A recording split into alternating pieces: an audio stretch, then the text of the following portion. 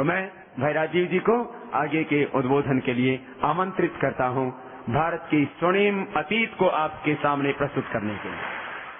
परम पूजनीय स्वामी जी, भारत स्वाभिमान के सभी सम्माननीय बहनों भाइयों, भारत देश का भूतकाल कैसा था, अतीत कैसा था, इसके बारे में मुझे आपसे कुछ बात कहनी है। पूज्य स्वामी जी का उसके लिए निर्देश है। मैं उसके लिए आपके सामने कुछ प्रमाण प्रस्तुत करूंगा। उन प्रमाणों के आधार पर हम सब इस बात का अंदाजा लगा लेंगे, आकलन कर लेंगे कि भारत का अतीत कैसा था। भारत का एक अतीत तो है जो बहुत पुराना है, वेदों के समय का है, वेदकालीन है, और वो 10वीं शताब्दी तक चलता है। वेदों के समय से लेकर 10वीं शताब्दी तक का।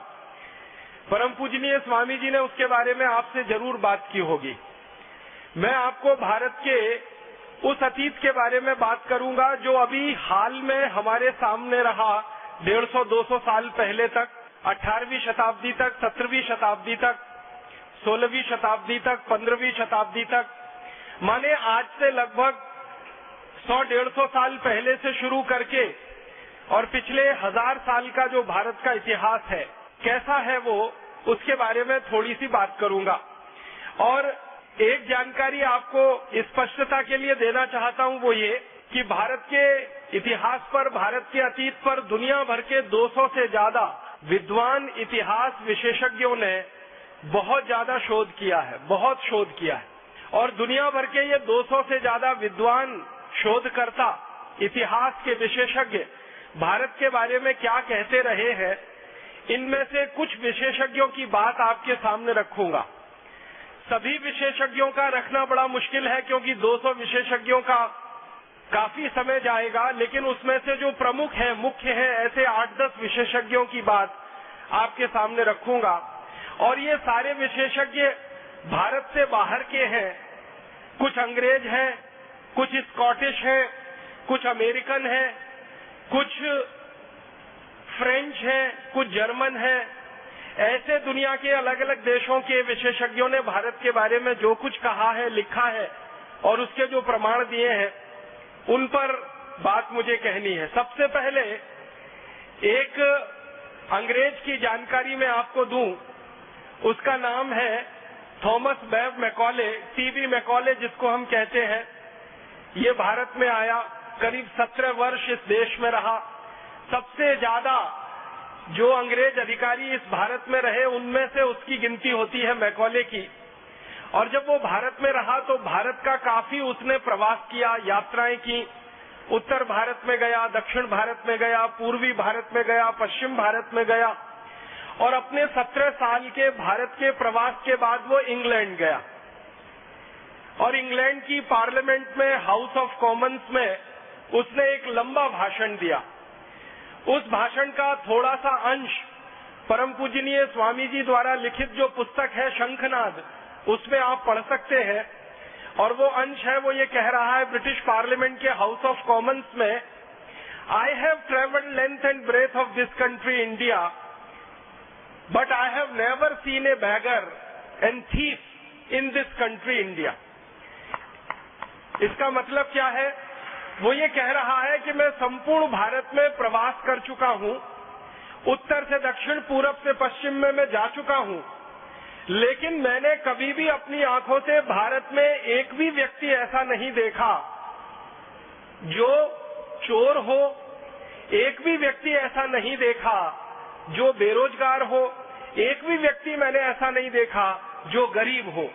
ये बात आप ध्यान दीजिएगा, वो 2 फरवरी सन 1835 को कह रहा है। माने आज से अगर हम ये जोड़ेंगे तो लगभग 160-170 साल पहले वो ये बोल रहा है कि एक भी व्यक्ति भारत में गरीब नहीं है, बेरोजगार नहीं है, चोर नहीं है। वो ये कह रहा है। इसका माने भारत में गरीबी नहीं थी, बेरोजगारी नहीं थी, और चोरी कोई क्यों करेगा जब कोई गरीब नहीं है, बेरोजगार नहीं है। फिर आगे के वाक्य में वो और बड़ी बात कह रहा है। वो कह रहा है, I have seen such wealth in this country India that we can not imagine to conquer this country India. वो कहता है कि भारत में इतना धन और इतनी संपत्ति और इतना वैभव मैंने देखा है कि इन भारतवासियों को गुलाम बनाना बहुत मुश्किल काम है, ये आसान नहीं है। क्यों? वो खुद कहता है कि जो लोग बहुत पैसे वाले होते हैं, समृद्धशाली होते हैं, बहुत अमीर होते हैं, वो लोग जल्दी किसी के गुलाम नहीं होते। इसलिए भारतवासी हमारे गुलाम हो जाएंगे, ये मुझे बहुत मुश्किल लगता है। और फिर अगले भाषण में वो बहुत लंबी बात कहता है भारत की शिक्षा, भारत की संस्कृति, भारत की सभ्यता के बारे में। मैं उस बात को आगे नहीं ले जाना चाहता, सिर्फ प्रमाण के रूप में 2 फरवरी 1835 को दिए गए उसके भाषण के ये 2-3 वाक्य हैं जो हमारे ध्यान में आने चाहिए कि भारत में एक अंग्रेज घूम रहा है और कह रहा है कहीं गरीब नहीं है, कोई बेरोजगार नहीं है, किसी को चोरी करने की भारत में जरूरत नहीं है। इसका माने भारत कुछ काफी समृद्धशाली देश है। फिर इसी भाषण के अंत में मैकॉले एक वाक्य और कहता है, उसको मैं सीधे सुनाता हूँ। वो कहता है कि भारत में जिस व्यक्ति के घर में भी मैं कभी गया तो मैंने देखा कि वहाँ सोने के सिक्कों का ढेर ऐसे लगा रहता है जैसे कि चने का या गेहूं का ढेर किसानों के घरों में रखा जाता है। माने सामान्य घरों से लेकर विशिष्ट घरों तक सबके पास सोने के सिक्के इतनी अधिक मात्रा में होते हैं कि वो ढेर लगाकर उन सिक्कों को रखते हैं। और वो कह रहा है कि भारतवासी कभी इन सिक्कों को गिन नहीं पाते क्योंकि गिनने की फुर्सत नहीं होती है, इसलिए वो तराजू में तौल कर रखते हैं। किसी के घर में 100 किलो सोना होता है, किसी के घर में 200 किलो होता है, किसी के घर में 500 किलो होता है। इस तरह से सोने का हमारे भारत के घरों में भंडार भरा हुआ है। ये एक प्रमाण मैकॉले का भाषण ब्रिटेन की संसद में 2 फरवरी 1835 को। इसके बाद इससे भी बड़ा एक दूसरा प्रमाण मैं आपको देता हूँ। एक अंग्रेज इतिहासकार हुआ, उसका नाम है विलियम डिग्बी। ये बहुत बड़ा इतिहासकार माना जाता है इंग्लैंड में। अंग्रेज लोग इसकी बहुत इज्जत करते हैं, इसका बहुत सम्मान करते हैं। और न सिर्फ अंग्रेज इसका सम्मान करते हैं, इज्जत करते हैं, बल्कि यूरोप के सभी देशों में विलियम डिग्बी का बहुत सम्मान है, बहुत इज्जत है। अमेरिका में भी इसकी बहुत सम्मान और बहुत इज्जत है। कारण क्या है? विलियम डिग्बी के बारे में कहा जाता है कि वो बिना प्रमाण के कोई बात नहीं कहता और बिना दस्तावेज के, बिना सबूत के वो कुछ लिखता नहीं है। इसलिए इसकी इज्जत पूरे यूरोप और अमेरिका में है। वो विलियम डिग्बी भारत के बारे में एक बड़ी पुस्तक लिखा है। उस पुस्तक का एक अंश थोड़ा सा सुनाता हूँ आपको। उसने तो अंग्रेजी में लिखा है, मैं सीधे हिंदी करके बताता हूँ। विलियम डिग्बी कहता है कि अंग्रेजों के पहले का भारत विश्व का सर्वसंपन्न कृषि प्रधान देश ही नहीं बल्कि एक सर्वश्रेष्ठ औद्योगिक और व्यापारिक देश भी था। अंग्रेजों से पहले का भारत खाली खेती वाला भारत नहीं था, कृषि वाला भारत नहीं था, वो औद्योगिक और व्यापारिक देश भारत था जो सर्वश्रेष्ठ था। उसके शब्द पर गौर कीजिएगा, वो कह रहा है सर्वश्रेष्ठ, माने दुनिया में भारत के मुकाबले उस जमाने में कोई भी देश नहीं था। और ये बात वो कब कह रहा है? 17वीं शताब्दी में वो कह रहा है। माने आज से अगर हम गिनना शुरू करें तो लगभग 300 साल पहले के भारत के बारे में विलियम डिग्बी कह रहा है कि सारी दुनिया के देशों में भारत औद्योगिक रूप से, व्यापारिक रूप से और कृषि के रूप में सर्वश्रेष्ठ देश है। माने कृषि उत्पादन हमारा सबसे अच्छा है, औद्योगिक उत्पादन दुनिया में सबसे ज्यादा है और व्यापार भी हम दुनिया में सबसे ज्यादा करते हैं। उसके आगे वो कहता है कि भारत की भूमि इतनी उपजाऊ है जितनी दुनिया के किसी देश में नहीं। फिर आगे कहता है कि भारत के व्यापारी इतने ज्यादा होशियार है जो दुनिया के किसी देश में नहीं। फिर वो आगे कहता है कि भारत के जो कारीगर हाथ से कपड़ा बनाते हैं, उनका बनाया हुआ कपड़ा रेशम का तथा अन्य कई वस्तुएं पूरे विश्व के बाजार में बिक रही हैं। और इन वस्तुओं को भारत के व्यापारी जब बेचते हैं तो बदले में इन वस्तुओं के वो सोना और चांदी की मांग करते हैं जो सारे दुनिया के दूसरे व्यापारी आसानी के साथ भारतवासियों को दे देते हैं। इस वाक्य को ठीक से समझिए। वो कह रहा है कि भारत का कपड़ा, भारत की अन्य वस्तुएं दुनिया के बाजार में बिकती हैं और भारतवासी इनको सोने के बदले में बेचते हैं। माने हम कपड़ा बेचते हैं तो सोना लेते हैं, हम दूसरी वस्तुएं बेचते हैं तो सोना लेते हैं। सोने के बदले में ही भारत के व्यापारी इन वस्तुओं का विनिमय दूसरों से करते हैं क्योंकि ये वस्तुएं सर्वश्रेष्ठ हैं और दुनिया में कोई भी दूसरा देश इनको बना नहीं सकता, क्योंकि इनकी कारीगरी और इनका हुनर सिर्फ भारत और भारत के ही पास है। फिर वो इसी में आगे कहता है कि भारत देश में इन वस्तुओं की उत्पादन के बाद की जो बिक्री की प्रक्रिया है वो दुनिया के दूसरे बाजारों पर निर्भर है, और ये वस्तुएं जब दूसरे देशों के बाजारों में बिकती हैं तो भारत में सोना और चांदी ऐसे प्रवाहित होता है जैसे नदियों में पानी प्रवाहित होता है, और भारत की नदियों में पानी प्रवाहित होकर जैसे महासागर में गिर जाता है, वैसे ही दुनिया की तमाम नदियों का सोना चांदी भारत में प्रवाहित होकर भारत के महासागर में आकर गिर जाता है। और वो अपनी पुस्तक में कहता है कि दुनिया के देशों का सोना चांदी भारत में आता तो है, लेकिन भारत के बाहर 1 ग्राम सोना और चांदी कभी जाता नहीं है। कारण क्या है? वो कहता है कि भारतवासी दुनिया में सारी वस्तुओं का उत्पादन करते हैं, लेकिन वो कभी किसी से खरीदते कुछ नहीं है। मतलब सीधा सा ये है कि भारत आयात कुछ नहीं करता है, इंपोर्ट कुछ नहीं करता है। जो भी कुछ है भारत, वो सिर्फ एक्सपोर्ट और निर्यात ही करता है। इसका मतलब बहुत साफ है कि आज से 300 साल पहले का भारत निर्यात प्रधान देश था। एक भी वस्तु हम विदेशों से नहीं खरीदते थे और वस्तुओं को बेचकर हम सोना चांदी सारी दुनिया से लेकर आते थे। विलियम डिग्वी जैसा एक बड़ा इतिहासकार हुआ, वो फ्रांस का हुआ। उसका नाम है फ्रांसवा पिराग। फ्रांसवा पिराग ने 1711 में भारत के बारे में एक बहुत बड़ा ग्रंथ लिखा है और उसमें उसने सैकड़ों प्रमाण दिए हैं। उस ग्रंथ में से एक छोटा सा प्रमाण मैं आपको प्रस्तुत करना चाहता हूँ। फ्रांसवा पिराग अपनी पुस्तक में कहता है कि भारत देश में मेरी जानकारी में 36 तरह के ऐसे उद्योग चलते हैं जिनमें उत्पादित होने वाली हर वस्तु विदेशों में निर्यात होती है। फिर वो आगे लिखता है कि भारत के सभी शिल्प और उद्योग उत्पादन में सबसे उत्कृष्ट, कलापूर्ण और कीमत में सबसे सस्ते हैं। सोना, चांदी, लोहा, इस्पात, तांबा, अन्य धातुएं, जवाहरात, लकड़ी के सामान, मूल्यवान दुर्लभ पदार्थ, ये सब इतनी ज्यादा विविधता के साथ भारत में बनती हैं जिनके वर्णन का कोई अंत नहीं हो सकता। और जो सबसे महत्व की बात वो कह रहा है कि मुझे जो प्रमाण मिले हैं, फ्रांसवा पिराग अपनी पुस्तक में लिख रहा है कि मुझे जो प्रमाण मिले हैं उनसे ये पता चलता है कि भारत का निर्यात दुनिया के बाजारों में पिछले 3000 वर्षों से अबाधित रूप से बिना रुके हुए लगातार चल रहा है। ये बात वो 1711 में लिख रहा है और कह रहा है कि पिछले 3000 साल से भारत का निर्यात दुनिया के बाजारों में चल रहा है।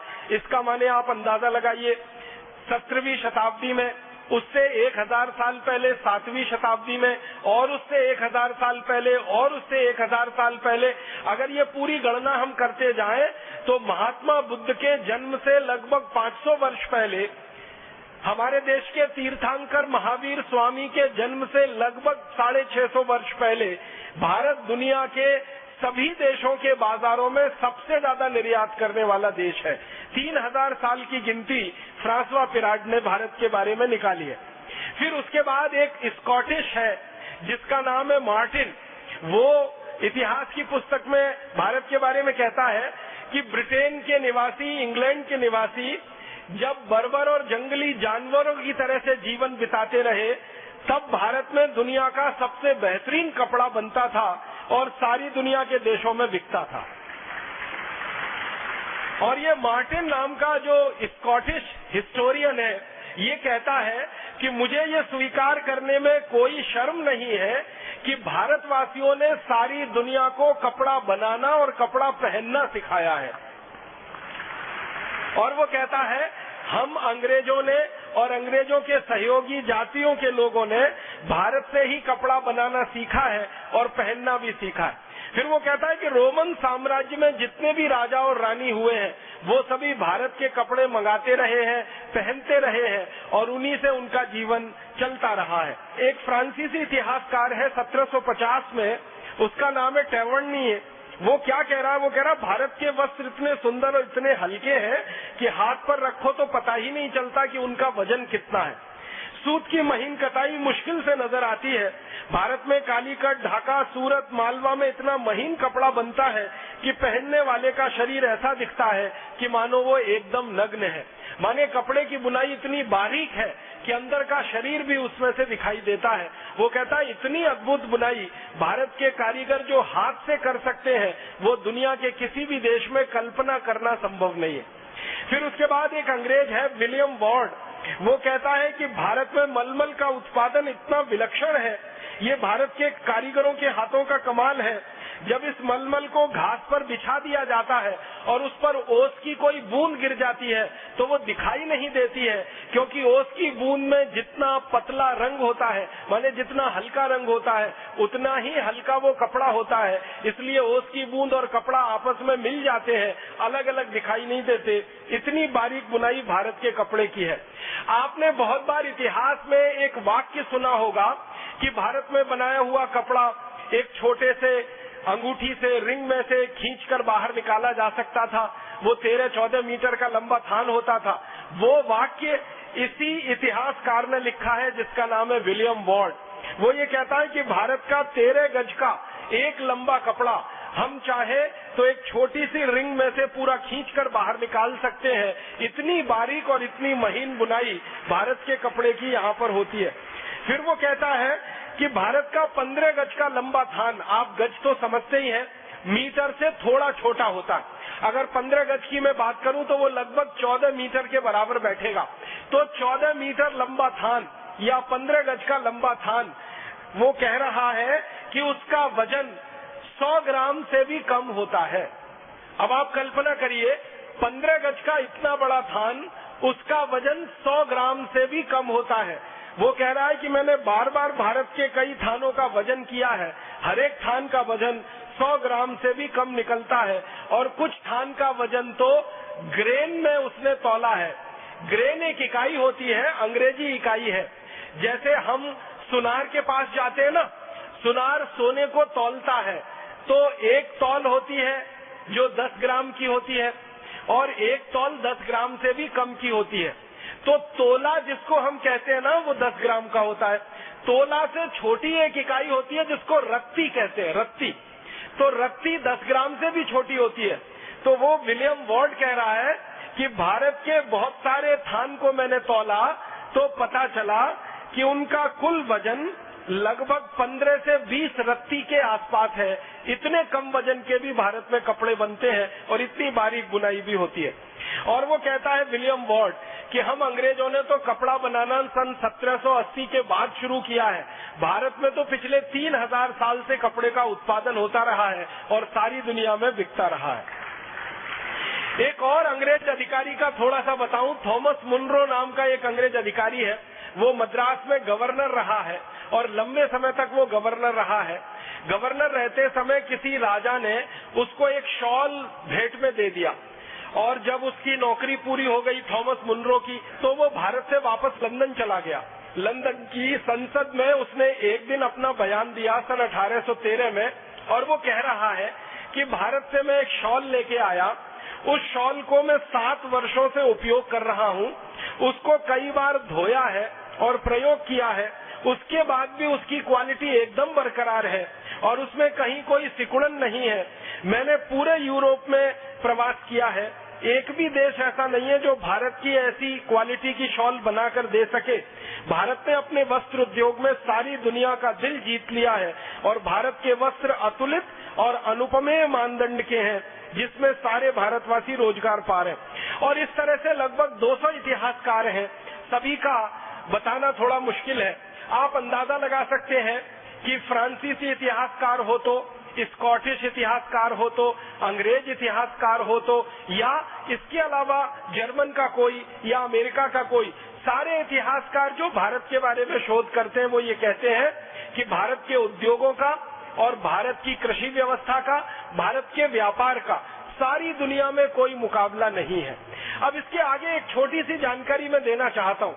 अंग्रेजों की संसद में भारत के बारे में समय समय पर बहस होती रही है। तो सन 1813 में भारत के बारे में एक बहस हो रही है और उस बहस के समय जो अंग्रेजी सांसद बात कर रहे हैं उनमें कई सारी रिपोर्ट है, कई सारे सर्वे हैं, सर्वेक्षण है जिनका हवाला दिया जा रहा है। तो ऐसी ही एक रिपोर्ट का हवाला मैं आपके सामने रखता हूं। अंग्रेजों की संसद में बहस हो रही है कि भाई भारत की आर्थिक स्थिति क्या है और कैसी है। तो भारत की आर्थिक स्थिति के बारे में कहा जा रहा है कि सारी दुनिया में जो कुल उत्पादन होता है उसका 43% उत्पादन अकेले भारत में होता है। आप जरा भारत के भूतकाल का अंदाजा लगाइए, अतीत का जरा अंदाजा लगाइए कि पूरी दुनिया में मान लीजिए 100 अरब डॉलर का उत्पादन होता हो उस जमाने में, तो 33 अरब डॉलर का उत्पादन अकेले भारत में होता है। इसको एक दूसरे तरीके से समझने की कोशिश करें कि सारी दुनिया में अगर 100 रुपए का माल बनता है तो 33 रुपए का माल अकेले भारत में बनता है। अब आप जरा देखिए, दुनिया में 200 देश हैं, 200 देशों में कुल मिलाकर उत्पादन है वो 57% है और भारत अकेले में जो कुल उत्पादन है वो 43% है। माने सारी दुनिया के 200 देशों में से 2-4 को छोड़कर एक तरफ कर दें और भारत अकेला एक तरफ हो जाए तो कई देशों का उत्पादन भारत के अकेले उत्पादन के बराबर बैठता है। इतना बेहतरीन उत्पादन करने वाला ये देश रहा है। और ये आंकड़ा सबसे पहली बार अंग्रेजों की संसद में सन 1813 में कोट किया गया। बाद में इसी आंकड़े को अंग्रेजों ने 1835 में कोट किया और 1840 में भी कोट किया। और अंग्रेजों का ये कहना है कि सन 1840 तक भारत का उत्पादन सारी दुनिया में सबसे अधिक है और वो कुल दुनिया के उत्पादन का 43% है। अब मैं थोड़ी तुलना करूं तो आपको बात समझ में आएगी। आज अगर सारी दुनिया के कुल उत्पादन की बात की जाए तो अमेरिका देश का कुल उत्पादन सारी दुनिया के कुल उत्पादन का लगभग 25% है। और थोड़ा आगे बढ़े तो अमेरिका के साथ चीन नाम के देश का कुल उत्पादन पूरी दुनिया के उत्पादन का लगभग 23% है। ये 23% और 25% चीन और अमेरिका दोनों मिल जाएं तो इनका लगभग कुल उत्पादन जो होता है उससे थोड़ा ही कम भारत का कुल उत्पादन रहा आज से लगभग 250 वर्ष पहले तक। माने आज की दुनिया में चीन और अमेरिका मिलकर जितना कुल उत्पादन करते हैं उतना उत्पादन लगभग उससे थोड़ा कम भारत करता रहा 1840 के साल तक। इतना बड़ा उत्पादक देश था भारत। फिर इसके बाद अंग्रेजों की संसद में और एक आंकड़ा भारत के बारे में कोट किया गया कि सारी दुनिया के व्यापार में भारत का जो हिस्सा है वो लगभग 33% है। इसका मतलब क्या हुआ? पूरी दुनिया में जो सामान बिक रहा है, जो निर्यात हो रहा है, उसमें भारत का निर्यात लगभग 33% है। और ये आंकड़ा अंग्रेजों ने 1840 तक कोट किया है। माने सन 1840 तक सारी दुनिया के बाजार में भारत का माल 33% बिकता है। अब आप 100 रुपए का या 100 अरब डॉलर का निर्यात देखें पूरी दुनिया में तो 33 अरब डॉलर का निर्यात भारत का। 100 अरब डॉलर का उत्पादन देखें पूरी दुनिया में तो 43 अरब डॉलर का उत्पादन भारत का। और इसी तरह से और एक आंकड़ा अंग्रेजों की संसद में भारत के बारे में कोट किया गया और वो आंकड़ा है कि सारी दुनिया की जो कुल आमदनी है, सकल जगत की जो कुल आमदनी है, उस आमदनी का लगभग 27% हिस्सा अकेले भारत का है। तो अब आप कल्पना करिए, दुनिया की कुल आमदनी का 27% हमारा हिस्सा, दुनिया के कुल निर्यात का 33% हमारा हिस्सा और दुनिया के कुल उत्पादन का 43% हमारा हिस्सा। ऐसा बड़ा अद्भुत उत्पादक, निर्यातक और व्यापारी देश भारत रहा है सन 1840 तक। अब उस समय अमेरिका की बात करें तो सन 1840 में सारी दुनिया के निर्यात में अमेरिका का निर्यात जो है वो 1% से कम है। सारी दुनिया के निर्यात में ब्रिटेन का निर्यात सन 1840 तक %.5% से कम है। और पूरे यूरोप का और अमेरिका का निर्यात इकट्ठा कर दिया जाए तो सन 1840 तक सारी दुनिया के निर्यात में ब्रिटेन, अमेरिका और यूरोप के सभी देशों को जोड़ दें तो 3 से 4% से ज्यादा निर्यात उनका नहीं निकलता है। तो एक तरफ यूरोप और अमेरिका है और एक तरफ अकेला भारत है। उनके 27 देशों को इकट्ठा करें यूरोप और अमेरिका मिलाकर तो 3-4% निर्यात कर रहे हैं। अकेले भारत उस समय 33% निर्यात कर रहा है। और ये 27 देशों को इकट्ठा कर दिया जाए यूरोप और अमेरिका के साथ, तो उनका कुल उत्पादन दुनिया में 10 से 12% है और भारत का उत्पादन 43% है। और ये 27 देशों को अमेरिका के साथ इकट्ठा कर दिया जाए यूरोप के, तो उनकी कुल आमदनी दुनिया की आमदनी में 4 से 4.5% है और भारत की कुल आमदनी 27% है। इन आंकड़ों से आप अंदाजा लगा सकते हैं कैसा अद्भुत उत्पादन करने वाला, कितना विशाल दुनिया के बाजार में निर्यात करने वाला देश ये भारत रहा है। थोड़ा आगे बढ़ता हूँ और भारत के शिक्षा व्यवस्था के बारे में थोड़ी तकनीकी और विज्ञान की बातें और थोड़ी सी कृषि व्यवस्था की बातें कर लेना चाहता हूँ। उद्योगों के साथ साथ इस देश में विज्ञान और तकनीकी का भी बहुत विकास हुआ है और हमारे अतीत के भारत की विज्ञान और तकनीकी के बारे में दुनिया भर के बहुत सारे शोधकर्ताओं ने बहुत सारी पुस्तकें लिखी हैं। ऐसा ही एक अंग्रेज है जिसका नाम है G.W. लिटनेर, वो भारत में काफी लंबे समय तक रहा है। और एक दूसरा अंग्रेज जिसका नाम थोड़ी देर पहले मैंने लिया, थॉमस मुनरो, ये भी भारत में काफी दिनों तक रहा। ये दोनों ने भारत की शिक्षा व्यवस्था पर बहुत ज्यादा काम किया है। एक और अंग्रेज है, उसका नाम है पेंडरकास्ट, उसने भारत की टेक्नोलॉजी और विज्ञान पर बहुत ज्यादा काम किया है। और एक अंग्रेज है कैम्पबेल करके, उसने भी भारत की विज्ञान और तकनीकी पर बहुत ज्यादा काम किया। कैम्पबेल का एक छोटा सा वाक्य मैं आपको सुनाता हूँ। वो ये कहता है, जिस देश में उत्पादन सबसे अधिक होता है ये तभी संभव है जब उस देश में कारखाने हो, और कारखाने किसी देश में तभी संभव है जब वहाँ पर कोई तकनीकी हो, टेक्नोलॉजी हो, और टेक्नोलॉजी किसी देश में तभी संभव है जब वहाँ पर विज्ञान हो, और विज्ञान किसी देश में मूल रूप से शोध के लिए अगर प्रस्तुत है तभी उसमें से तकनीकी का निर्माण होता है। मतलब इस वाक्य को सरल तरीके से हम समझें कि मूल विज्ञान होता है जिसको हम आज की अंग्रेजी भाषा में फंडामेंटल साइंस कहते हैं, फिर उसमें से अप्लाइड साइंस निकलता है, वो प्रायोगिक विज्ञान होता है, और उस प्रायोगिक विज्ञान में से तकनीकी निकलती है, और उस तकनीकी में से कारखाने निकलते हैं, और उन कारखानों से फिर उत्पादन होता है, और वो उत्पादन फिर सारी दुनिया में बिकता है। तो ये बात अगर कैम्पबेल कहता है कि भारत में टेक्नोलॉजी हजारों साल से रही है तो कारखाने भी रहे होंगे, तो उसके बारे में जब खोज की गई तो पता चला कि 18वीं शताब्दी तक इस देश में इतनी बेहतरीन टेक्नोलॉजी रही है स्टील बनाने की जो दुनिया में कोई आज कल्पना नहीं कर सकता। स्टील बनाने की जो टेक्नोलॉजी भारत में रही है, लोहा इस्पात बनाने की जो टेक्नोलॉजी भारत में रही है, वैसी दुनिया में किसी देश के पास नहीं है। अंग्रेजों का ये जो अधिकारी है कैम्पबेल, वो ये कहता है कि भारत का बनाया हुआ लोहा, भारत का बनाया हुआ इस्पात सारी दुनिया में सर्वश्रेष्ठ माना जाता है। उसके बारे में वो एक मुहावरा दे रहा है और वो कह रहा है कि इंग्लैंड में या यूरोप में अच्छे से अच्छा जो लोहा बनता है वो भारत के घटिया से घटिया लोहे का भी मुकाबला नहीं कर सकता।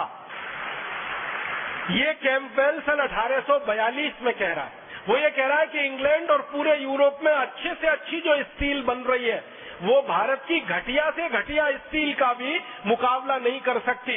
माने भारत की घटिया से घटिया स्टील भी इंग्लैंड और यूरोप की अच्छे से अच्छी स्टील से अच्छी है। उसके बाद एक जेम्स फ्रैंकलिन नाम का अंग्रेज है, बहुत बड़ा उसको जो है धातुकर्मी विशेषज्ञ माना जाता है। वो ये कहता है कि भारत का स्टील दुनिया में सर्वश्रेष्ठ है। यूरोप में सबसे अच्छा स्टील इस समय बनता है स्वीडन में, लेकिन भारत का स्टील उससे कई गुना अच्छा है। भारत के कारीगर स्टील को बनाने के लिए जो भट्टियां तैयार करते हैं, जिनको हम अंग्रेजी में ब्लास्ट फर्नेस कहते हैं, वह दुनिया में कोई नहीं बना पाता। वो कहता है कि इंग्लैंड में लोहा बनाना तो हमने 1825 के बाद शुरू किया, भारत में तो लोहा 10वीं शताब्दी से ही हजारों टन में बनता रहा है और दुनिया के देशों में बिकता रहा है। वो ये कहता है कि मैं 1764 में भारत से स्टील का एक नमूना लेके आया था। मैंने इंग्लैंड के सबसे बड़े विशेषज्ञ डॉक्टर स्कॉट को स्टील दिया था और उनको ये कहा था कि लंदन रॉयल सोसाइटी की तरफ से आप इसकी जांच कराइए। डॉक्टर स्कॉट ने भारत की उस स्टील की जांच कराई तो कहा कि ये भारत का स्टील इतना अच्छा है कि सर्जरी के लिए बनाए जाने वाले सारे उपकरण इससे बनाए जा सकते हैं जो दुनिया में किसी दूसरे देश के पास उपलब्ध नहीं। आप जानते जानते हैं सर्जरी के लिए जो उपकरण बनाए जाते हैं, चाकू बनाए जाते हैं, छुरियां बनाई जाती हैं, कैंचियां बनाई जाती हैं, टांका लगाने के लिए सुई बनाई जाती है, ऐसे 100 से ज्यादा उपकरण सर्जरी के लिए बनाए जाते हैं। तो डॉक्टर स्कॉट कह रहे हैं इस बात को 1764 में कि दुनिया में किसी भी देश के पास सर्जरी के लायक बनाने वाला स्टील नहीं है, क्योंकि उनकी क्वालिटी अच्छी नहीं है। लेकिन भारत का स्टील जो मेरे पास आया है ये इतना अद्भुत है कि इससे सर्जरी के सारे उपकरण हम बना सकते हैं। फिर वो अंत में कह रहे हैं कि मुझे ऐसा लगता है कि भारत का ये स्टील हम पानी में भी डाल के रखें तो इसमें कभी जंग नहीं लगेगा, क्योंकि इसकी क्वालिटी इतनी अच्छी है। आप जानते हैं कि लोहा या स्टील दुनिया में एक ऐसी वस्तु है जो थोड़ी देर के लिए भी पानी के संपर्क में आए, नमी के संपर्क में आए, तो सबसे पहले उसमें जंग लगती है, जिसको हम सब लोग अंग्रेजी में रस्टिंग कहते हैं। लेकिन स्कॉट कह रहा है भारत के स्टील के बारे में कि मुझे लगता है कि इसको पानी में भी डाल के रखें तो बिल्कुल जंग नहीं लगेगी। इस क्वालिटी का स्टील भारत में बन रहा है। अब इसके थोड़ा आगे चलूं, अगर स्टील इतनी अच्छी क्वालिटी का है तो एक अंग्रेज अधिकारी है, उसका नाम है लेफ्टिनेंट कर्नल ए वॉकर। उसने भारत के शिपिंग इंडस्ट्री पर सबसे ज्यादा रिसर्च किया है। वो ये कहता है कि भारत का जो अद्भुत लोहा है, स्टील है, ये जहाज बनाने के काम में बहुत ज्यादा आता है। और वो कहता है कि दुनिया में जहाज बनाने की सबसे पहली कला और सबसे पहली तकनीकी भारत में ही विकसित हुई है, और दुनिया के देशों ने पानी के जहाज बनाना भारत से सीखा है, और किसी देश के पास पानी का जहाज बनाने की तकनीकी उपलब्धि नहीं रही है। फिर वो कहता है कि भारत इतना विशाल देश है, इसमें लगभग 2 लाख गांव हैं। इन 2 लाख गांवों को समुद्र के किनारे स्थापित हुआ माना जाता है। इन सभी गांवों में जहाज बनाने का काम पिछले हजारों वर्षों से चलता है। वो ये कहता है कि हम अंग्रेज लोगों को जहाज खरीदना हो तो हम भारत में जाते हैं और वहां से जहाज खरीद कर लाते हैं। फिर वो अपने आगे कह रहा है कि ईस्ट इंडिया कंपनी के जितने भी पानी के जहाज दुनिया में चल रहे हैं, ये सारे के सारे जहाज भारत की स्टील से बने हुए हैं। ये बात मुझे कहते हुए शर्म आती है कि हम अंग्रेज अभी तक इतनी अच्छी क्वालिटी का स्टील बनाना नहीं शुरू कर पाए। फिर वो कहता है कि भारत का कोई पानी का जहाज जो 50 साल चल चुका है पानी में, उसको अगर हम खरीद लें अंग्रेज, और खरीदने के बाद उसको ईस्ट इंडिया कंपनी की सेवा में लगाएं, तो 50 साल तो वो भारत में चल चुका है। हमारे यहाँ आने के बाद भी वो 20-25 साल और चल जाता है। इतनी मजबूत पानी के जहाज बनाने की कला और टेक्नोलॉजी भारत के कारीगरों के हाथ में है। और फिर वो कहता है कि हम जितने धन में एक नया पानी का जहाज बनाते हैं, उतने ही धन में भारतवासी 4 नए जहाज पानी के बना लेते हैं। फिर वो अंत में कहता है कि हम भारत में पुराने पानी के जहाज खरीदें और उसको ईस्ट इंडिया कंपनी की सेवा में लगाएं, यही हमारे लिए अच्छा है। नया जहाज बनाकर हम ईस्ट इंडिया कंपनी को दिवालिया नहीं कर सकते हैं, उसके पैसे बर्बाद नहीं कर सकते। मतलब उसका कहने का ये है कि भारत का पुराने से पुराना पानी का जहाज अंग्रेजों के नए से नए पानी के जहाज से भी अच्छा माना जाता है, क्योंकि स्टील की क्वालिटी, लोहे की क्वालिटी इतनी जबरदस्त है। और इसी तरह से वो कहता है कि भारत में टेक्नोलॉजी के लेवल पर ईंट बनती है, ईंट से ईंट को जोड़ने का चूना बनता है, और उसके अलावा भारत में 36 तरह के दूसरे टेक्नोलॉजिकल इंडस्ट्रीज हैं। ये सभी उद्योगों में भारत दुनिया में सबसे आगे है। इसलिए हमें भारत से व्यापार करके ये सब तकनीकी लेनी है और इस तकनीकी को इंग्लैंड में लाकर फिर से उसको रिप्रोड्यूस करना है, पुनर्उत्पादित करना है। तो भारत टेक्नोलॉजी में बहुत ऊंचा है और इसी तरह से विज्ञान में भी बहुत ऊंचा है। भारत के विज्ञान के बारे में 1-2 नहीं 20 अंग्रेजों ने रिसर्च की है, शोध की है, और वो ये कहते हैं कि भारत में विज्ञान की 20 से ज्यादा शाखाएं हैं जो बहुत ज्यादा पुष्पित और पल्लवित हुई हैं। उनमें सबसे बड़ी शाखा है वो खगोल विज्ञान है, दूसरी बड़ी शाखा है वो नक्षत्र विज्ञान है, तीसरी बड़ी शाखा है बर्फ बनाने का विज्ञान है, चौथी बड़ी शाखा है और ऐसी कर करके धातु विज्ञान है, फिर उसके बाद भवन निर्माण के विज्ञान की है। तो ऐसी 20 तरह की वैज्ञानिक शाखाएं पूरे भारत में है। और वॉकर लिख रहा है इस बात को कि भारत में ये जो विज्ञान की ऊंचाई है वो कितनी अधिक है, इसका अंदाजा हम अंग्रेजों को नहीं लगता। एक बात आप सभी जानते हैं, वो ये कि एक यूरोप का वैज्ञानिक हुआ, उसका नाम है कॉपरनिकस। कॉपरनिकस के बारे में सारी दुनिया ये कहती है कि उसने पहली बार बताया कि सूर्य का पृथ्वी के साथ क्या संबंध है। पहली बार सारी दुनिया को पृथ्वी और सूर्य के अंतर संबंधों के बारे में बताने वाला यूरोप का वैज्ञानिक कोपरनिकस माना जाता है। और उस कोपरनिकस के बारे में यह भी कहा जाता है कि वो पहला यूरोपियन वैज्ञानिक है जिसने सूर्य से पृथ्वी की दूरी का अनुमान लगाया। फिर वो पहला वैज्ञानिक है जिसने सूर्य के दूसरे उपग्रहों के बारे में जानकारी सारी दुनिया को दी। लेकिन इस कोपरनिकस की बात को अंग्रेज ही कह रहा है कि ये असत्य है, झूठ है। वो ये कह रहा है वॉकर कि अंग्रेजों के हजारों साल पहले, यूरोपियन लोगों के हजारों साल पहले भारत में ऐसे विशेषज्ञ वैज्ञानिक हुए हैं जिन्होंने पृथ्वी से सूर्य की दूरी का ठीक ठीक पता लगाया है और भारत के शास्त्रों में उसको दर्ज कराया। आप जानते हैं हमारे वेदों में, यजुर्वेद में विशेष रूप से ऐसे बहुत सारे सूत्र हैं, श्लोक हैं, मंत्र हैं जिनसे बहुत सारा स्पष्ट ज्ञान मिलता है खगोल शास्त्र का। आपको सुन के हैरानी होगी कि कोपरनिकस का जिस दिन जन्म हुआ था यूरोप में, उससे ठीक लगभग 1000 साल पहले एक भारतीय वैज्ञानिक ने पृथ्वी से और सूर्य की दूरी कितनी है बिल्कुल ठीक ठीक नाप उन्होंने बता दिया था। और हमारे वो वैज्ञानिक का नाम था आर्यभट्ट। आप हैरान हो जाएंगे, कोपरनिकस ने जितनी दूरी नापी है मील में, वो सारी की सारी दूरी आर्यभट्ट ने कोपरनिकस के जन्म के 1000 साल पहले नाप ली थी। और जितनी दूरी श्री आर्यभट्ट जी ने कह दी है, उस दूरी में 1 इंच इधर और उधर यूरोप का वैज्ञानिक कर नहीं पाया। वही दूरी आज यूरोप में मानी जाती है, अमेरिका में मानी जाती है, प्रमाणित है। तो आप अंदाजा लगाएं कि जब इस देश में ऐसे वैज्ञानिक रहे हैं जिन्होंने धरती से सूर्य की दूरी नाप ली हो, और वो भी यूरोप से 1000 साल पहले, तो आप अंदाजा लगा सकते हैं कि विज्ञान कितना विकसित रहा होगा इस देश में। और आपको एक रोचक जानकारी देना चाहता हूं कि हमारे देश में ये जो खगोल विज्ञान है ना, ये बहुत गहरा रहा है और इसी पर से नक्षत्र विज्ञान का विकास हुआ है।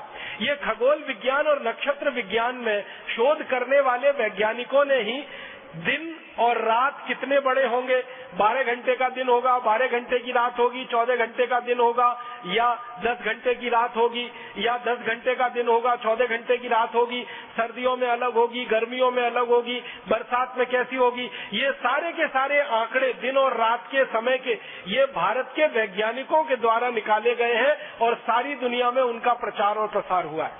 हम अभी दिन की गणना करते हैं कि आज हमारा दिन रविवार है, दूसरा दिन सोमवार है, तीसरा दिन मंगलवार है, चौथा दिन बुधवार है, पांचवा दिन गुरुवार है, शुक्रवार है, शनिवार है। ये जो दिनों की हम गिनती करते हैं और इनके जो नाम हमने रखे हुए हैं, रवि, सोम, मंगल, बुध, आपको शायद ये मालूम होगा, नहीं तो मैं कहना चाहता हूँ, ये सारे दिनों का नामकरण और इनकी अवधि पूरी की पूरी महान महर्षि आर्यभट्ट की निकाली हुई है और उनके द्वारा ये दिन तय किए हुए। और आपको सुनकर और हैरानी होगी, अंग्रेज जो खगोल शास्त्री हैं और अंग्रेज जो नक्षत्र विज्ञानी हैं, वो इस बात को ईमानदारी से स्वीकार करते हैं कि भारत का रवि, सोम, मंगल, बुध ही हमने ले लिया है और उसी को Sunday, Monday, Tuesday, Wednesday, Thursday, Friday, Saturday कर दिया है।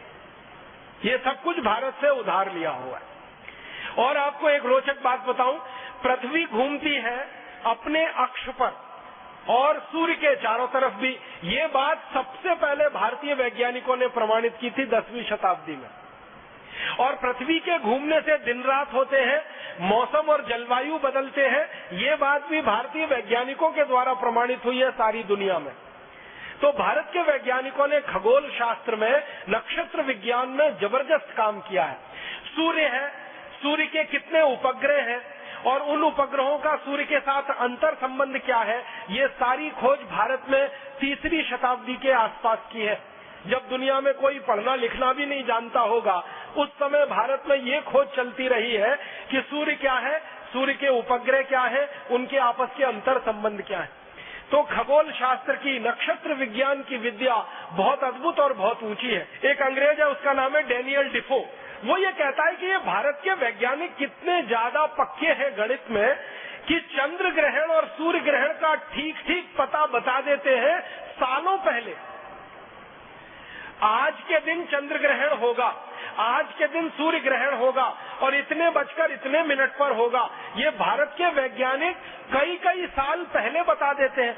1708 के समय ये लंदन की संसद में कह रहा है कि मैंने भारत का पंचांग जब भी पढ़ा है, मुझे एक प्रश्न का उत्तर कभी नहीं मिला कि भारत के ऋषि, महर्षि, वैज्ञानिक कई कई साल पहले कैसे पता लगा लेते हैं कि आज चंद्र ग्रहण पड़ेगा, आज सूर्य ग्रहण पड़ेगा और इस समय पर पड़ेगा, और सही सही वही समय पर पड़ता है। इसका माने भारत के वैज्ञानिकों की नक्षत्रों के बारे में, खगोल विद्या के बारे में बहुत गहरी गहरी रिसर्च है, शोध है, ये इसी के आधार पर हो सकता है।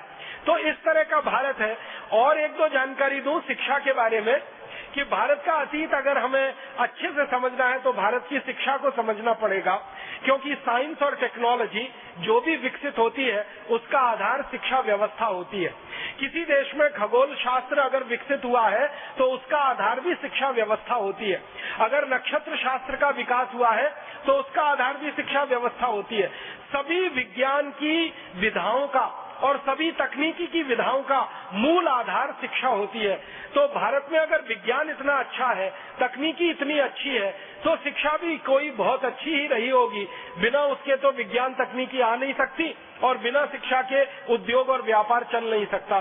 तो भारतीय शिक्षा के बारे में सबसे पहला एक प्रमाण मैं प्रस्तुत करना चाहता हूँ। एक जर्मन दार्शनिक हुआ, उसका नाम है मैक्स मूलर। ये मैक्स मूलर ने भारत की शिक्षा व्यवस्था पर सबसे ज्यादा शोध कार्य किया है और वो ये कहता है कि मैं भारत की शिक्षा व्यवस्था से इतना प्रभावित हूँ, शायद ही दुनिया के किसी देश में इतनी सुंदर शिक्षा व्यवस्था होगी जो भारत में है। और भारत के बंगाल राज्य के बारे में मैक्स मूलर एक आंकड़ा दे रहा है कि भारत का जो बंगाल राज्य है, बंगाल प्रांत है, बंगाल प्रांत आप जानते हैं भारत का एक प्रांत है। और ये जब बंगाल की जो वो बात मैक्स मूलर कह रहा है, वो बंगाल है जिसमें पूरा बिहार है, आधा उड़ीसा है, आज का पूरा पश्चिम बंगाल है और आसाम है, और आसाम के ऊपर के छोटे छोटे 7 प्रदेश है। इस बंगाल राज्य के बारे में मैक्स मूलर कह रहा है कि मेरी जानकारी में 80,000 से अधिक गुरुकुल पूरे बंगाल में सफलता के साथ पिछले हजारों साल से चल रहे हैं। 80,000 गुरुकुल, ये मैक्स मूलर ने गिनती करवाई है। और सिर्फ एक राज्य के बारे में, एक राज्य है बंगाल। इसी तरह से एक अंग्रेज विद्वान है, शिक्षा शास्त्री है, उसका नाम है लुडलो, और लुडलो आता है भारत में और करीब 16-17 साल रहता है इस देश में, और 16-17 साल रहकर भारत में घूमा है। घूमने के बाद शिक्षा व्यवस्था पर उसने सर्वेक्षण किया है। वो क्या कह रहा है? वो कह रहा है कि भारत में एक भी गांव ऐसा नहीं है जहां कम से कम एक गुरुकुल नहीं है। कम से कम माने हर गांव में कम से कम एक गुरुकुल तो है ही, एक से भी ज्यादा है। फिर आगे वो कह रहा है कि भारत के बच्चे एक भी ऐसे नहीं है जो गुरुकुल में ना जाते हो पढ़ाई के लिए, माने सभी बच्चे गुरुकुल में जाते हैं पढ़ाई के लिए। अब आप पूछेंगे कि ये लुडलो किस समय की बात कर रहा है? ये लुडलो 18वीं शताब्दी की बात कर रहा है, ज्यादा पुरानी बात नहीं कर रहा है। उसके अलावा एक और अंग्रेज है जिसका नाम है G.W. लिटनेर। वो ये कहता है कि मैंने भारत के उत्तर वाले इलाके का पूरा सर्वेक्षण किया है शिक्षा का, और मेरे सर्वेक्षण की रिपोर्ट बताती है कि भारत में 200 लोगों पर एक गुरुकुल चलता है। भारत में 200 लोगों पर एक गुरुकुल चलता है। पूरे उत्तर भारत की रिपोर्ट में वो ये निष्कर्ष दे रहा है। अब उत्तर भारत का मतलब क्या है? आज का पूरा पाकिस्तान, आज का पूरा पंजाब, आज का पूरा हरियाणा, आज का पूरा जम्मू कश्मीर, आज का पूरा हिमाचल प्रदेश, आज का पूरा उत्तर प्रदेश और आज का पूरा उत्तराखंड, ये सारा इलाका मिलकर उत्तर भारत है। और उत्तर भारत के बारे में लिटनेर की रिपोर्ट है सन 1822 की, उसमें वो कहता है कि 200 लोगों पर कम से कम एक गुरुकुल पूरे उत्तर भारत में है। और इसी तरह से थॉमस मुनरो की रिपोर्ट है, वो ये कह रहा है कि दक्षिण भारत में 400 लोगों पर कम से कम एक गुरुकुल भारत में है। अब ये उत्तर और दक्षिण को मिला दिया जाए तो सारे भारत के बारे में औसत निकाला जाए तो ये औसत निकलता है 300 लोगों पर कम से कम एक गुरुकुल भारत में है। और जिस जमाने में ये सर्वेक्षण हुआ है उस जमाने में भारत की जनसंख्या लगभग 20 करोड़ के आसपास है। तो 20 करोड़ की जनसंख्या में 300 लोगों पर अगर एक गुरुकुल आप निकालेंगे तो कुल 20 करोड़ लोगों के ऊपर लगभग 7,32,000 के आसपास गुरुकुल निकलते हैं। माने संपूर्ण भारत देश में लगभग 7,32,000 गुरुकुल हैं। 1822 के आसपास के ये आंकड़े हैं। इसका मतलब क्या है? आप और इस बात को हैरानी से समझने की कोशिश करिए कि सन 1822 में भारत में 7,32,000 अगर गुरुकुल है तो गांव कितने हैं? तो आपको मालूम है अंग्रेज 10-10 वर्ष में भारत की जनसंख्या का सर्वेक्षण करते रहते थे। तो उस जमाने के सर्वेक्षण से पता चला कि भारत में कुल गांवों की संख्या भी लगभग 7,32,000 ही है। माने जितने गांव हैं उतने ही गुरुकुल इस देश में है। माने हर गांव में पढ़ने के लिए पूरी की पूरी व्यवस्था है। आज की भाषा में कहें तो कम से कम एक स्कूल हर गांव में है। इसी रिपोर्ट में आगे चले तो और एक अद्भुत बात पता चलती है कि सन 1822 में भारत में तो हर गांव में एक स्कूल है। तो इंग्लैंड की जरा बात करें, यूरोप की जरा बात करें कि वहां कितने स्कूल हैं और वहां कितने गांव में कितने स्कूल है, कितनी आबादी पे कितना स्कूल है। तो अंग्रेजों के इतिहास के बारे में पता चलता है कि सन 1868 तक तो पूरे इंग्लैंड में सामान्य बच्चों को पढ़ाने के लिए एक भी स्कूल नहीं था। 1868 तक। और हमारे यहाँ 1822 तक पूरे भारत देश में हर गांव में एक गुरुकुल था सामान्य बच्चों को पढ़ाने के लिए। मतलब हमारी शिक्षा व्यवस्था अंग्रेजों से बहुत बहुत बहुत आगे थी। और इसी B.W. लिटनेर की रिपोर्ट में मैं आपसे आगे कहूं, लिटनेर कहता है कि संपूर्ण भारत देश में 97% साक्षरता की दर है।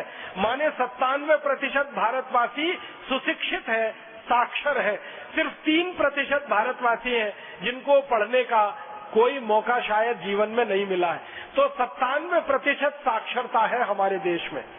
अब अगर आज के भारत की बात करें, 2009 के भारत की बात करें, तो आपको मालूम है इस समय भारत में साक्षरता की दर पूरी ताकत लगा के, जब भारत देश में सर्व शिक्षा अभियान चल रहा है, ऊपर से नीचे तक हजारों करोड़ रुपए खर्च किए जा रहे हैं, तब हमारे देश में साक्षरता की दर मात्र 50% पहुंच पाई है। और 1822 में हमारी साक्षरता की दर 97% रही है। इसका माने हमारी शिक्षा व्यवस्था आज जो है इससे कई गुना अच्छी अंग्रेजों से पहले इस देश में रही है। फिर भारत की शिक्षा व्यवस्था के बारे में एक और अद्भुत बात है जो सारी दुनिया के लिए जानने योग्य है। भारत की शिक्षा व्यवस्था में क्या है कि ये सभी जो गुरुकुल हैं, इन गुरुकुलों को चलाने के लिए कभी भी किसी राजा से कोई दान और अनुदान नहीं लिया जाता। 7,32,000 गुरुकुल इस देश में चलते हैं और किसी राजा से एक पैसा नहीं लिया जाता। ये सारे गुरुकुल समाज के द्वारा चलाए जाते हैं। आप बोलेंगे समाज के द्वारा कैसे चलते हैं? हमारे गांव-गांव में जहां जहां गुरुकुल रहे हैं वहां समाज के लोगों ने गुरुकुल के लिए भूमि दान कर रखी है और उस भूमि पर जितना उत्पादन होता है उस उत्पादन की आय से गुरुकुल आराम से चलता है। जरूरत पड़े तो गांव के लोग गुरुकुल के लिए दान इकट्ठा करते हैं और गुरुकुल उसका उपयोग करता है। तो सारे भारत के गुरुकुल साधारण लोगों के दान के पैसे से चलते हैं। राजा के पैसे से इस देश में एक भी गुरुकुल नहीं चलता है। ये सबसे महत्व की बात है जो सारी दुनिया को जानने के लिए है। इसके अलावा भारत के गुरुकुलों में समय क्या है पढ़ाई का? तो सूर्योदय से सूर्यास्त का ये समय है पढ़ाई का। हमारे यहाँ आजकल के जो स्कूल चलते हैं वहाँ का समय है सवेरे 10 बजे से दोपहर 2-3 बजे तक, लेकिन हमारे प्राचीन गुरुकुलों में जो समय है वो सूर्योदय से लेकर सूर्यास्त तक। अब सूर्योदय से लेकर सूर्यास्त तक जो विद्यार्थी हैं वो क्या क्या पढ़ते हैं? तो उनमें वो 18 विषय पढ़ते हैं।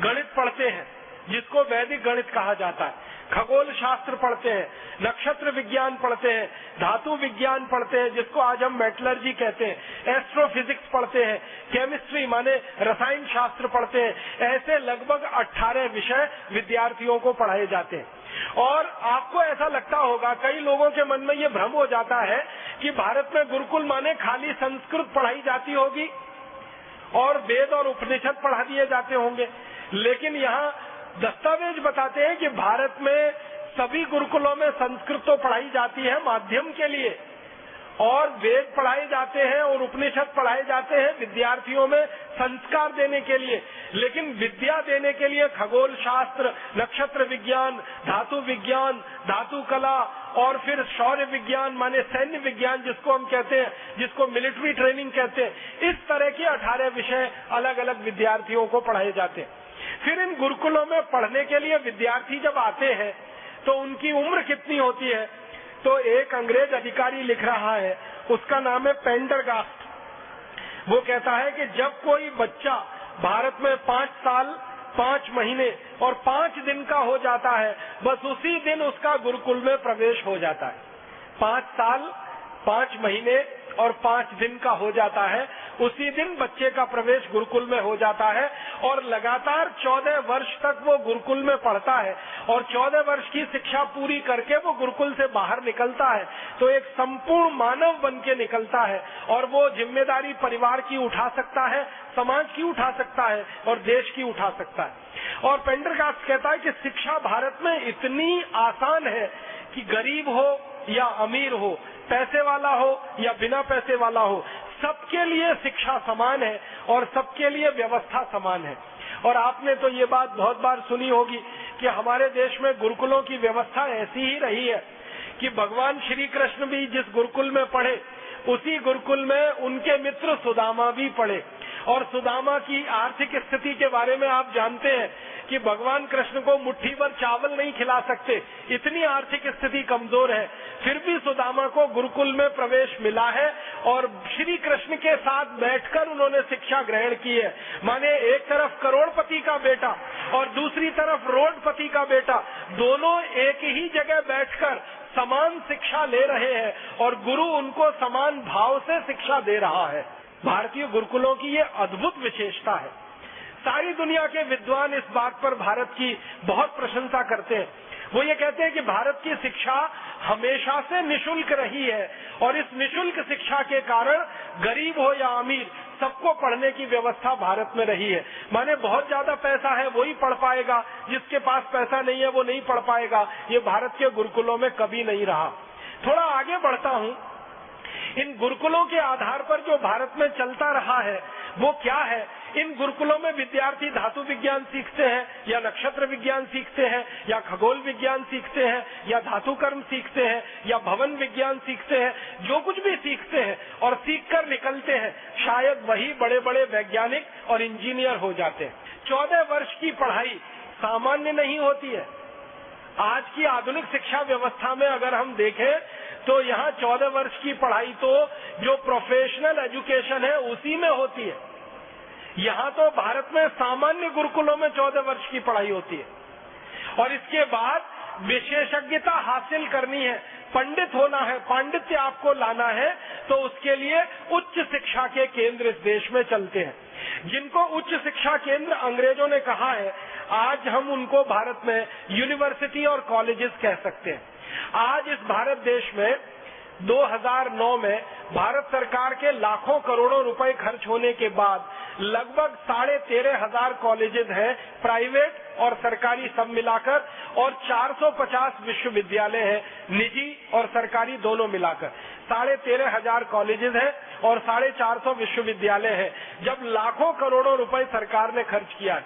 अब मैं आपको 1822 के बारे में जानकारी देता हूं कि 1822 में अकेले मद्रास प्रांत में, मद्रास प्रेसिडेंसी उसको कहा जाता है, अकेले मद्रास प्रांत में, मद्रास प्रांत का मतलब क्या है? आंध्र प्रदेश, तमिलनाडु, केरल और कर्नाटक का कुछ हिस्सा, ये पूरा मद्रास प्रांत है। अकेले मद्रास प्रांत में 1822 में 11,575 कॉलेजेस रहे हैं और 109 विश्वविद्यालय रहे हैं अकेले मद्रास प्रांत में। और फिर मद्रास प्रांत के बाद ऐसे ही मुंबई प्रांत है और फिर मुंबई प्रांत के बाद ऐसे ही पंजाब प्रांत है, फिर नॉर्थ वेस्ट फ्रंटियर है। ये चारों स्थानों को मिला दिया जाए तो भारत में लगभग 14,000 से भी ऊपर कॉलेजेस रहे हैं और लगभग 500 से 525 के बीच में विश्वविद्यालय रहे हैं। अब विश्वविद्यालय आज से ज्यादा, कॉलेजेस भी आज से ज्यादा, सन 1822 में भारत की ये स्थिति है। माने उच्च शिक्षा भारत में अद्भुत रही है अंग्रेजों के आने के पहले तक। माध्यमिक शिक्षा तो अद्भुत है ही, प्राथमिक शिक्षा भी बहुत अद्भुत है, लेकिन उच्च शिक्षा भी इस देश में अद्भुत है। और इन कॉलेजेस में विशेष रूप से जो कॉलेजेस रहे हैं, अभियांत्रिकी के अलग कॉलेजेस हैं, इंजीनियरिंग के अलग कॉलेजेस हैं, सर्जरी के अलग कॉलेज है, मेडिसिन के अलग कॉलेज है, जिनको आज हम कहते हैं ना मेडिकल कॉलेज अलग है, इंजीनियरिंग कॉलेज अलग है, मैनेजमेंट के कॉलेजेस अलग है। ये तो भारत में 1822 में भी है। सर्जरी के विश्वविद्यालय अलग है, और ये हमारे चिकित्सा विज्ञान में जिसको हम आयुर्वेद कहते हैं, इसके विश्वविद्यालय अलग है, और मैनेजमेंट के विश्वविद्यालय अलग है। ये पूरे भारत में फैले हुए हैं और पूरे भारत के विद्यार्थियों की व्यवस्था यहाँ पर है। हमने सुना है तक्षशिला एक विश्वविद्यालय कभी होता था, हमने सुना है कभी नालंदा नाम का एक विश्वविद्यालय होता था। ये तक्षशिला नालंदा तो दो नाम है, ऐसे तो 500 से ज्यादा विश्वविद्यालय संपूर्ण भारत देश में हमारे आज से लगभग 150 पौने 200 साल तक रहे हैं। तक्षशिला नालंदा तो आज से 2500 साल पहले की कहानी है, लेकिन 150 पौने 200 साल पहले के भारत में 550 से ज्यादा विश्वविद्यालय है और 14,000 के आसपास डिग्री कॉलेजेस है। तो शिक्षा व्यवस्था में भारत अद्भुत है पूरी दुनिया में। आपको एक हंसी की बात मैं कहूं, वो ये कि पूरे यूरोप में ऐसा माना जाता है कि सबसे पहले शिक्षा व्यवस्था सामान्य लोगों के लिए इंग्लैंड में आई, और वो सन 1868 में आई। इसका माने यूरोप के देशों में तो उसके और बाद में आई। तो आप बोलेंगे 1868 के पहले इंग्लैंड में स्कूल नहीं थे? स्कूल नहीं थे, ये बात को सही तरह से समझना है। राजाओं के जो बच्चे होते थे, राजाओं के जो अधिकारी होते थे, उन्हीं के लिए स्कूल होते थे, और वो राजाओं के महल में चला करते थे। वो सामान्य रूप से सार्वजनिक स्थानों पर नहीं चला करते थे, और साधारण लोगों को उनमें प्रवेश भी नहीं था। इंग्लैंड और यूरोप में ये माना जाता था कि शिक्षा जो है वो विशेषज्ञों के लिए है, और राजा विशेषज्ञ है तो राजा को शिक्षा है, उसके बच्चों को शिक्षा है, उसके अधिकारियों के बच्चों को शिक्षा है। आम आदमी को शिक्षित होने की जरूरत नहीं है। क्यों? तो यूरोप के दार्शनिक कहते हैं कि आम आदमी को तो गुलाम बन के रहना है, उसको शिक्षित होने से फायदा क्या है। दुनिया में बहुत बड़ा दार्शनिक माना जाता है अरस्तु, और उससे भी बड़ा माना जाता है सुकरात। अरस्तु और सुकरात दोनों कहते हैं कि सामान्य लोगों को शिक्षा नहीं देनी चाहिए, शिक्षा सिर्फ राजा के बच्चों को और अधिकारियों के बच्चों को ही देनी चाहिए। तो उनके लिए कुछ पढ़ने और पढ़ाने की व्यवस्था है, आम बच्चों के लिए नहीं है। जबकि भारत में बिल्कुल उल्टा है, शिक्षा आम बच्चों के लिए है, साधारण बच्चों के लिए है, वो गरीब हो या अमीर हो। ऐसी अद्भुत शिक्षा व्यवस्था हमारे देश में रही है। अब शिक्षा के बाद में थोड़ी सी कृषि की बात करूं कि भारत में कृषि व्यवस्था कैसी रही है। हमारे अतीत में कृषि व्यवस्था के बारे में जिन अंग्रेजों ने बहुत ज्यादा शोध किया है, उनमें से लेस्टर नाम का एक अंग्रेज है। वो ये कहता है कि भारत में कृषि उत्पादन दुनिया में सर्वोच्च है, और अंग्रेजों की संसद में भाषण देते समय वो कह रहा है कि भारत में 1 एकड़ में सामान्य रूप से 56 क्विंटल धान पैदा होता है, 1 एकड़ में सामान्य रूप से। और वो ये कह रहा है कि ये उत्पादन औसतन है, एवरेज है। वो ये कहता है कि भारत के कुछ इलाके तो ऐसे हैं जहां 1 एकड़ में 70 से 75 कुंटल तक धान होता है, और कुछ इलाके ऐसे हैं जहां 45 से 50 कुंटल धान पैदा होता है। और वो कहता है कि मैंने औसत निकाला है पूरे भारत का, तो 56 कुंटल धान पैदा होता है भारत की खेती में। इतनी उन्नत कृषि व्यवस्था भारत में है।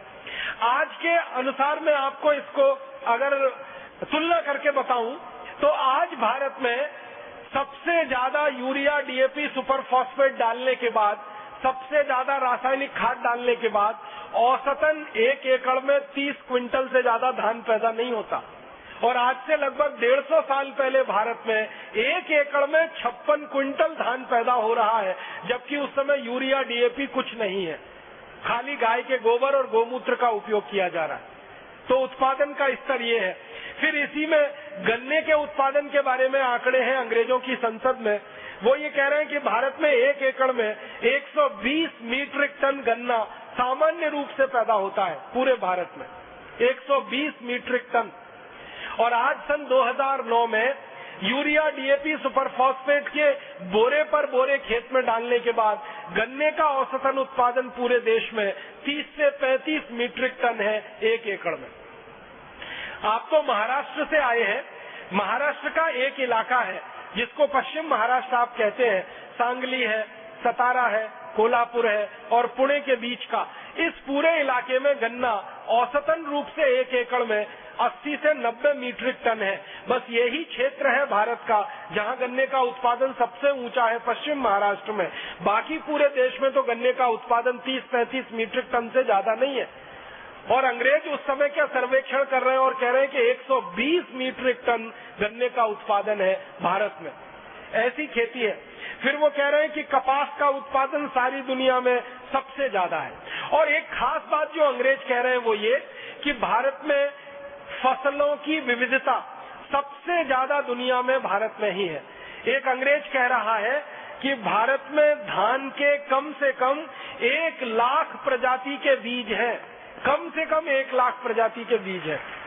और ये बात अंग्रेज कह रहा है सन 1822 के आसपास कह रहा है। सन 1822 तक इस देश में धान की 1 लाख से ज्यादा प्रजातियां मौजूद थी और आज सन 2009 के आते आते भी 50,000 धान की प्रजातियां तो अभी भी इस पूरे देश में मौजूद है, सन 2009 के आते आते भी। तो इतना ज्यादा विविधता वाला ये देश है। फिर अंग्रेज कहते हैं कि भारत में सबसे पहला हल बना पूरी दुनिया का और सारी दुनिया ने हल बनाना और खेत में हल को चलाना भारतवासियों से सीखा है। ये भारत का सारी दुनिया को सबसे बड़ा कंट्रीब्यूशन है।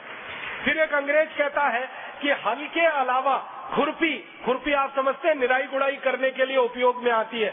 खुरपी है, खुरपा है, हसिया है, हथौड़ा है, बेलची है, कुदाली है, फावड़ा है, पवित्र है, रहट है, ये सभी शब्द आपके शायद जाने पहचाने हैं। अंग्रेज कहते हैं कि ये सब चीजें दुनिया में बाद में आई हैं, भारत में सैकड़ों साल पहले ही ये बन चुकी हैं और इनका उपयोग होता रहा है। माने खुरपी, खुरपा, हसिया, फावड़ा, कुदाली जो सारी दुनिया में आज भी इस्तेमाल होते हैं खेत के लिए, वो भारत में सबसे पहले विकसित हुई हैं।